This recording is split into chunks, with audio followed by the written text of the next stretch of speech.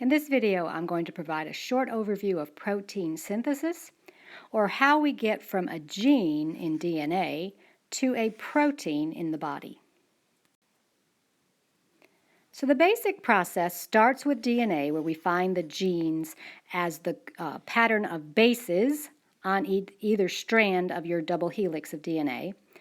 And that gene information is transcribed or undergoes the process of transcription into another molecule, this one of RNA, another type of nucleic acid, but one that's slightly different than DNA.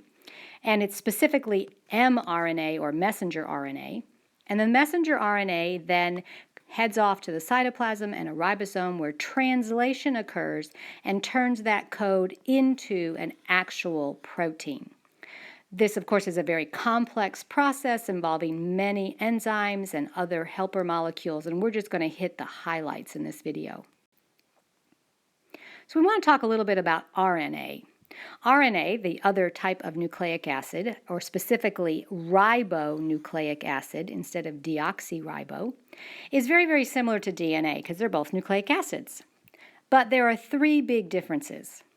The type of sugar in RNA is ribose instead of deoxyribose, so that changes that letter. It only forms a single-stranded molecule, so it doesn't make a double helix. And RNA moves out of the nucleus into the cytoplasm. And then I forgot to include that it uses uracil instead of thymine for one of its 4 bases when it does the coding through the nitrogenous bases. So RNA copies or transcribes and then translates the message of the gene into the protein. We talk a lot about DNA being the genetic code, the recipes for everything in the body, but really, after water, you are proteins. So it is proteins that are essential for all of the metabolic processes and for the structural components that make up your body. And of course, without DNA, we wouldn't have proteins, but without proteins, we wouldn't have life. So there are 2 main types of RNA that I want you to know. Messenger RNA, which is abbreviated mRNA, and we use a little m in the front instead of a capital one to just distinguish it. And it is the type of RNA that takes information from the gene inside the nucleus out to the ribosome in the cytoplasm. And then we have transfer RNA, or tRNA, which brings amino acids to the ribosome so that proteins can be built. Incidentally, ribosomes are also made of RNA, and those are being constructed, parts of the various RNA molecules are being constructed inside the nucleus and the nucleolus, going back to some of those organelles we talked about before. So the first step is transcription. DNA, of course, is going to have to unzip, and the RNA polymerase, instead of DNA polymerase, we have a molecule building enzyme for making the RNA. So RNA polymerase will build the strand of mRNA by matching up the base pairs. So we have cytosine and guanine matching up, but then when you have adenine, it's going to match up with uracil instead of thymine because there's no thymine present in RNA. So how would things match up? If this was our gene, this collection of bases, how would this then be transcribed? How would it be transcribed by the mRNA?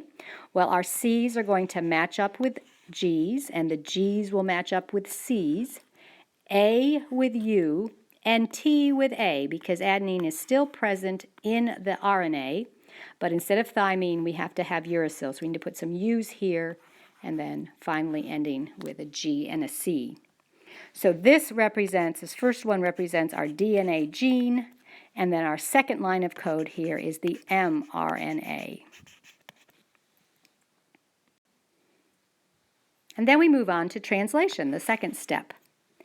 The mRNA moves out into the cytoplasm and it finds a ribosome. Either this is free in the cytoplasm or perhaps on the rough endoplasmic reticulum, that rough ER, which has many ribosomes attached to it.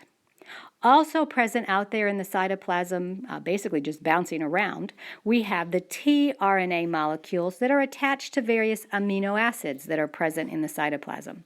So over on the diagram, we have the tRNA molecule here with a green amino acid attached to it. And you see at the bottom there are 3 bases.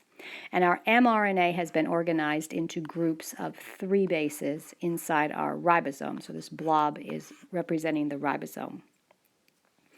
Because the bases are arranged in groups of 3 because we've discovered that 3 nucleotides together code for 1 amino acid. And we give it its own name. It's called a codon. So we have a codon of 3 nucleotide bases on the mRNA, and it's going to be matched by the bases on the tRNA. So this is where the correct amino acid will come at the right place in reading the code. It's all dependent, not 1 base at a time, but 3 bases at a time. So we see right here the GCC codon on the mRNA is being matched by a CGG anticodon on the transfer RNA. But over here, the codon is AUG, so it's going to match a UAC. And this is what allows the correct amino acids to come in order. Inside the ribosome, then, bonds are formed between the amino acid, and as each new amino acid, the ribosome kind of moves down the mRNA, so it's moving in this direction, and as amino acids are added on one side, the protein kind of is built out in the cytoplasm on the other side. Here's a larger diagram trying to show that. So we've got our mRNA, this long strand here. We've got bases in different colors, and the ribosome, is just sort of taking up this space in here. We're seeing groups of 3 bases on the bottom of these tRNAs, and then our amino acids are being attached together into the protein. As each